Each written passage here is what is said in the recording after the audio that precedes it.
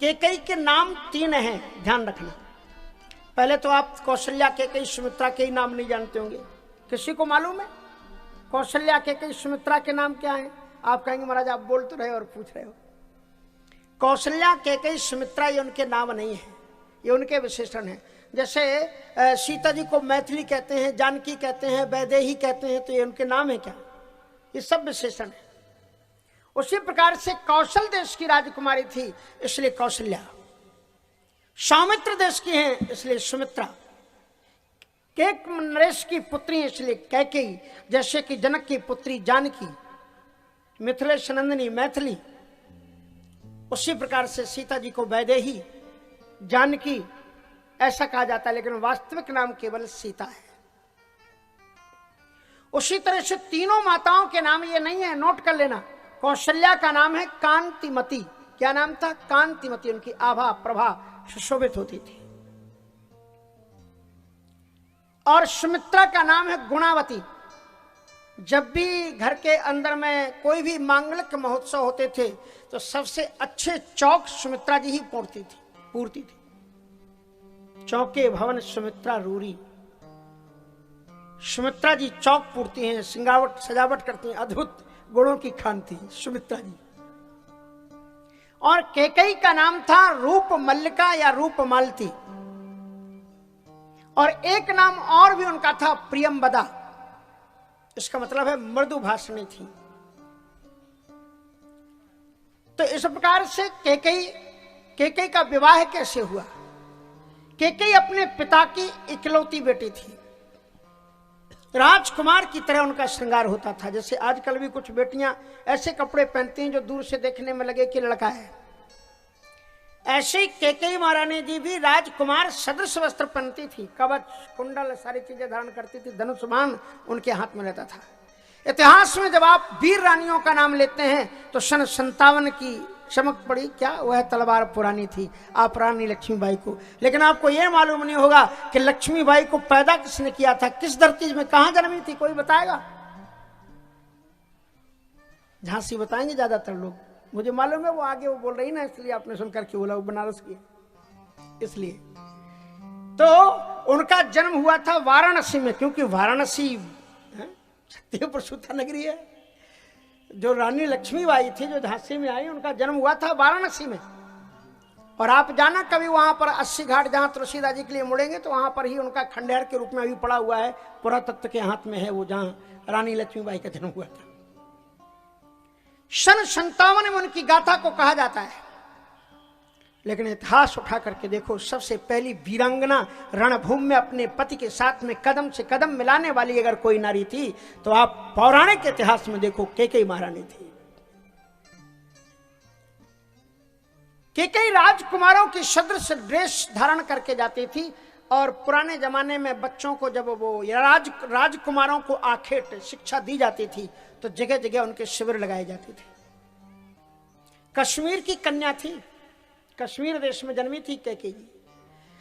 तो महाराज आज जो दशरथ जी के पिताजी थे, उन्होंने सूचना भेजी कश्मीर में केकई के पिताजी के लिए कि हमारे राजकुमार दशरथ आखेट प्रशिक्षण लेने के लिए आपके यहां पर आ रहे हैं, आप व्यवस्था प्रदान करें। और वो चक्रवर्ती सम्राट थे राजा अज, तो उन्होंने पूरी व्यवस्था उनको दी। शिविर लग गए, जगह जगह पर वितान तने हुए थे, तमाम सैनिक अवध धाम से आए हुए थे और वो लगे हुए थे। उसी समय उसके अंदर में किसी की एंट्री नहीं हो सकती थी, महाराज को भी अनुमति लेकर के ही जाना पड़ता था। और उसके बाद में महारानी को केकई राजकुमारी थी, उन्होंने कहा कि ये अयोध्या के राजकुमार प्रशिक्षण लेने आए हैं, क्या मैं देख सकती हूँ? क्योंकि वो भी सरसंधान करना जानती थी। तो केकई को अनुमति राजा अज से मिली, अयोध्या से लेनी पड़ी। क्या हमारी राजकुमारी जा सकती? बोले जा सकती। अब महारानी केकई जो प्रियंवदा उनका नाम था, अभी विवाह नहीं हुआ था, युवती थी, वो अंदर प्रवेश की राजकुमार के रूप में।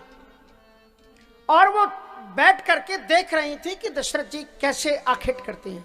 उन्होंने देखा कि जंगल में एक हिरण और हरणी दोनों परस्पर प्रेम क्रीड़ा कर रहे थे, प्रेमालाप कर रहे थे, हिरण और हिरणी।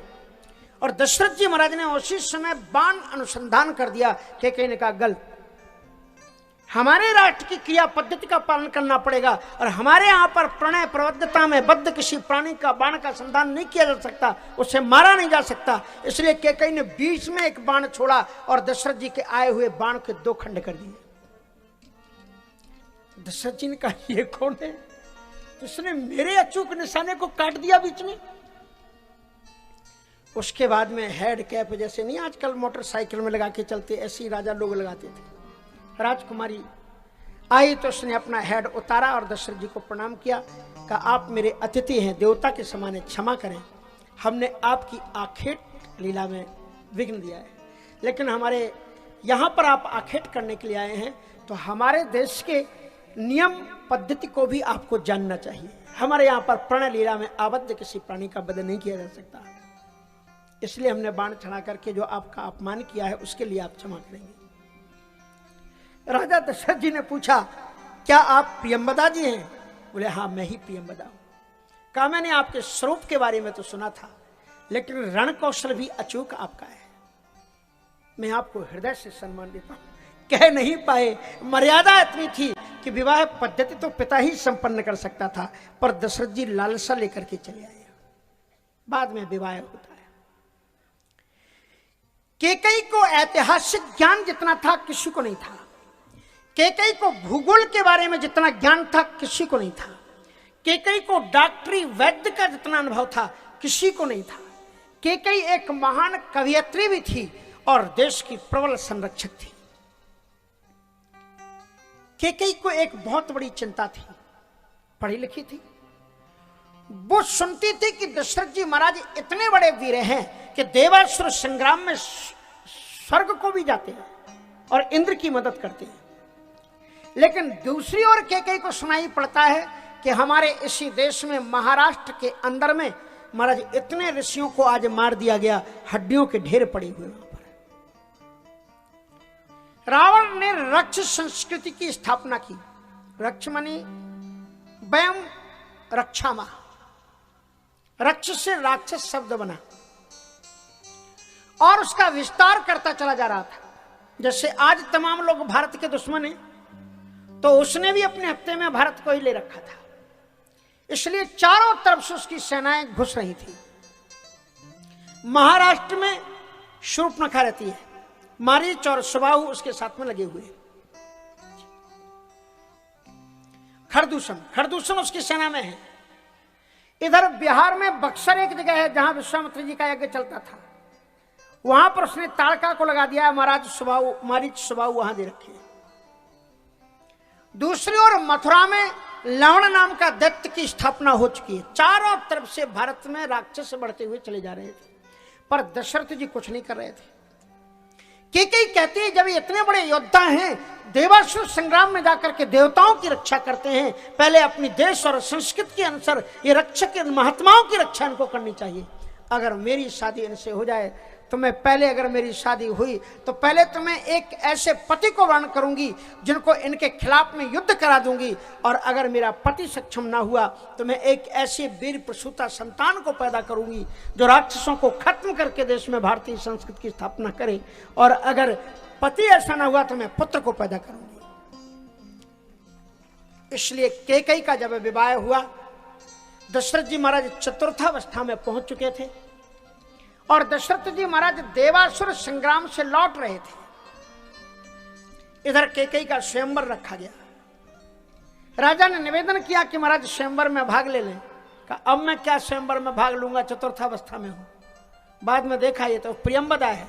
बैठ गए, और स्वयंवर में नियम ये होता है कि राजकुमारी के साथ में मंत्री लोग चलते हैं और वो राजकुमार जो बैठे हुए रहते हैं उनके बारे में बताते जाते हैं, ये फलाने हैं, इस देश के हैं, यहाँ यहाँ तक इनकी सीमाएं हैं, ये इनके अंदर में विशेषताएं हैं, इस शत्रु को जीता है, यहाँ पर पराजित हुए हैं, ये कलाएं, सारी चीजें वो लिस्ट के अनुसार बताता है।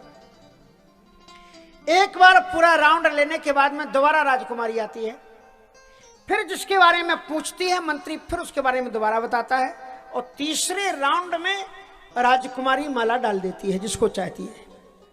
ऐसा स्वयंवर का क्रम होता था।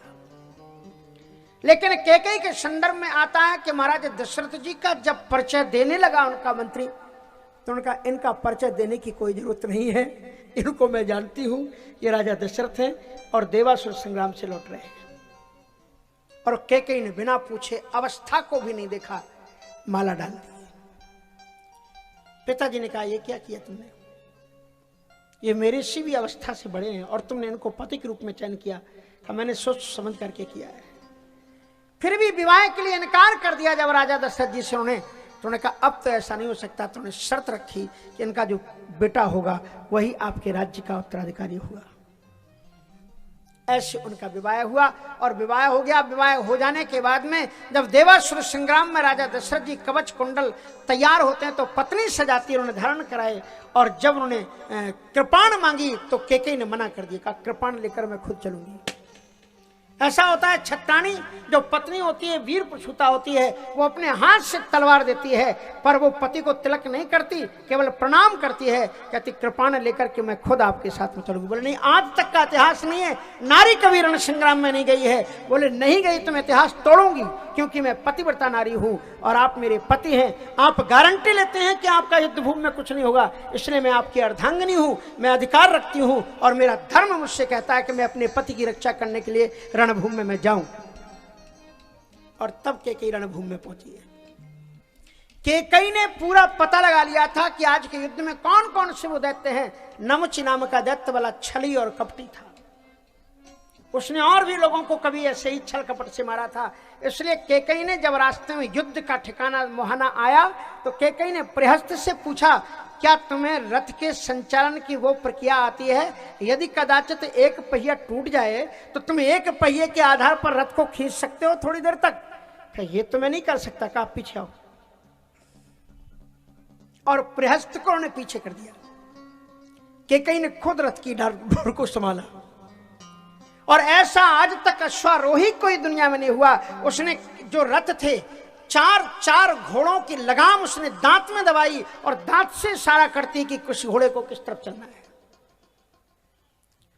और उसने व्यावर्त करके एक एक चक्के के ऊपर में जो विस्फोटक यंत्र होता है ऐसा बाण उसने मार दिया। अब वो लगा हुआ था उसमें।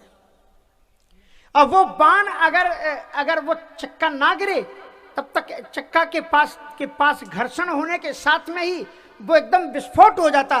कैकेयी ने कहा कि इस बाण की प्रक्रिया रथ तक पहुंचे उसके पहले कीली की धुरा को हटाना पड़ेगा।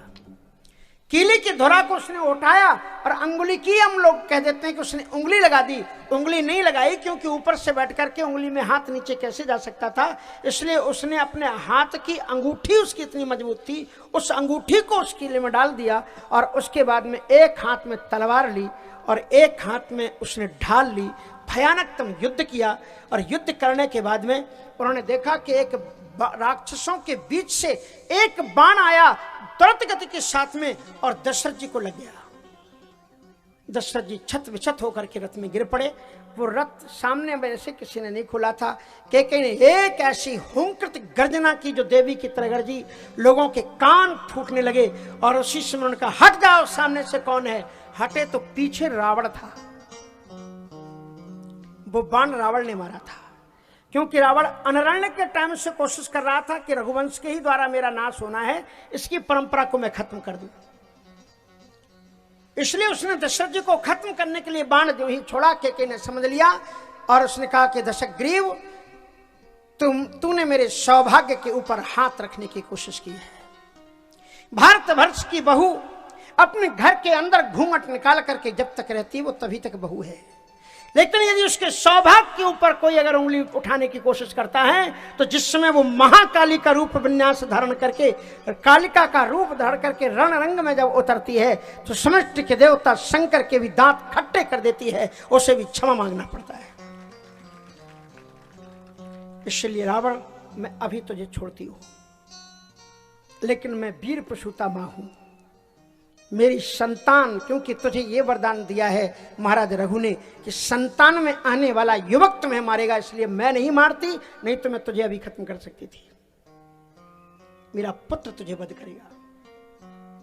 कैकेयी वहां से महाराज दशरथ जी को रथ में लिटा करके और फिर गोपनीय मार्ग से एक ऐसी जगह ले गई जो अयोध्या वाले लोगों को भी नई जानकारी थी, क्योंकि राजाओं के यहां ऐसा गुप्त मार्ग होता था। पुराने जमाने में, ताकि राज्य की संकट आ जाए तो वो लोग उसमें चले जाते थे। वहां पर कैकेयी ने 3 लोगों को बुलाया, महाराज सुमंत्र को, महर्षि वशिष्ठ को और बृहस्पति को। कहा यदि राजा राज्य में ना हो तो आप राज्य को चला सकते हो क्या? और तब उन्होंने ये बताया कि यदि आपसे कोई पूछे कि चक्रवर्ती सम्राट कहां हैं, तो कह देना कि वो देवासुर संग्राम में गए थे, देवासुर संग्राम में थोड़े से थक गए हैं, इसलिए देवराज इंद्र की प्रार्थना करने पर वो आराम कर रहे हैं वहां पर। अगर तुमने ये कह दिया कि वो घायल पड़े हैं तो कोई दुश्मन देश हमारे ऊपर आक्रमण कर सकता है, इसलिए कतई मत बताना कि महाराज घायल है, कह देना वो विश्राम कर रहे हैं। चले गए। उसके बाद में उन्होंने फिर एक आयुर्वेदिक डॉक्टर को बुलाया है। नहीं, डॉक्टर को बुलाने से मना कर दिया कि अगर आएगा तो बात हमारी बाहर चली जाएगी। तो कैकेयी ने खुद उपचार किया है अपने पति का। उस समय उसने 7 श्लोक लिखे हैं अद्भुत रामायण में। कैकेयी कहती है कि डॉक्टर को कैसा होना चाहिए ये कैकेयी ने बताया है। डॉक्टर को अपने औषधि यंत्रों के द्वारा हाथ को कम से कम 3-4 बार उनको अवलेह लगा करके सुकोमल बनाने चाहिए। उसके हाथ स्पर्श करने में मां की अनुभूति कराए। किसी भी रोगी को डॉक्टर का हाथ छुए तो रोगी को ये लगे कि मेरी मां मुझे छू रही है, ऐसा सुकोमल उसका हाथ होना चाहिए। आंखों में माधुर्य, वाणी में सरसता हो, ताकि रोगी को ये लगे ये बड़े प्रेम से मेरा उपचार करेगा, बड़े प्रेम से ऑपरेशन मेरा करेगा। कुछ लोग होते हैं, बचपन का मुझे अनुभव है, मुझे कोई पट्टी बांधता था, सरकारी हॉस्पिटल था और ये उंगली में थोड़ी सी चोट थी तो पट्टी बनती थी, तो जब वो दूसरी पट्टी बांधने के लिए जाए तो जितना घाव ठीक हो उससे ज्यादा वो बढ़ा देता था, क्योंकि वो ऐसे करके ऐसे खींच लेता था। आराम से अगर खींचे तो थोड़ा सा मालूम पड़े। तो इस प्रकार से निर्दयता डॉक्टर को नहीं होना चाहिए, क्योंकि डॉक्टर को ईश्वर का प्रतिनिधि माना जाता है। कैकेयी ने बड़ी महत्वपूर्ण बातें डॉक्टर के संदर्भ में वहां पर कही हैं। और फिर डॉक्टर ने, कैकेयी ने शल्य चिकित्सा की, बाण के द्वारा ऑपरेशन किया और जो अंदर जहरीले तत्व छोड़े थे रावण ने वो निकाल दिए, उपचार किया, अवलेह खिलाए और दशरथ जी को बहुत दिन में स्वस्थ करने के बाद में उसने लगभग 35 दिन तक उपचार किया। और बाद में 64 उनके साथ में खेलती, क्या होता है वो खेल कोई होता है, चौकर क्या होता है, चौसर। हाँ, और दशरथ जी से वो रुग्ण थे, थोड़ी सी होश उनको लाने के लिए चौसर वो खिला रही थी ताकि इनका ज्ञान विवेक बढ़े उससे। और उसके बाद में जानबूझ करके वो दशरथ जी के सामने हार जाती थी ताकि दशरथ जी को आत्मबल मिले कि मैं अब स्वस्थ हो रहा हूं, मैं ठीक हूं। दशरथ जी महाराज खुश हो गए हैं। और फिर उसके बाद उन्होंने कहा तुम्हें जो भी वरदान मांगना हो मांग लो। कैकेयी ने कहा कि तुम मेरे पति हो, मेरे सबसे बड़े वरदान तुम हो, और तुम मुझे मिल गए, सब कुछ मुझे मिल गया। दशरथ जी ने कहा आज नहीं, कभी तुम्हें जरूरत पड़े तो मांग लेना। 2 वरदान उससे मांगे गए। पर कैकेयी इतनी महान नारी है कि कैकेयी इतनी भोली थी कि उसको वो वरदान याद भी नहीं थे, मंथरा ने याद दिलाए। जो कुछ कराया उसने कराया। इसलिए कैकेयी का चरित्र बड़ा अद्भुत दिव्य है। कैकेयी का चरित्र में चाहूं तो पूरे 9 दिन सुना सकता हूं। बहुत कथाएं कैकेयी की है।